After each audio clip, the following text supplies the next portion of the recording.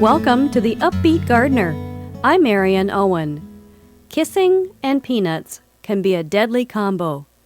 Yes, if you are allergic to peanuts, you might be taking your life into your own hands if you kiss someone who has just eaten a peanut product, even if that person has brushed his or her teeth. According to research presented at the American Academy of Allergy, Asthma, and Immunology annual meeting. Some 11 million Americans suffer from food allergies, and about 200 people die each year from unknowingly ingesting the wrong food. Food allergies account for at least 30,000 emergency room visits in the United States each year, and probably many more. Allergy to peanuts is one of the most dramatic and deadly examples of a food allergy.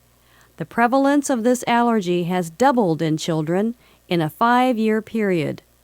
And last year, a 15-year-old peanut allergic Quebec girl died after kissing her boyfriend, who had just eaten peanuts.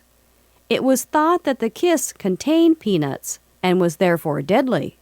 The coroner, however, recently announced that the girl had died from something else.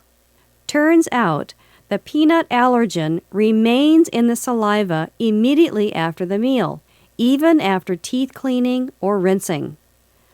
The study authors recommended that consumers always read food labels, and they went so far as to suggest that people might want to wait several hours after eating an allergen before kissing anyone. Now that could really change the atmosphere of a first date. For the UpBeet Gardener, I'm Marion Owen.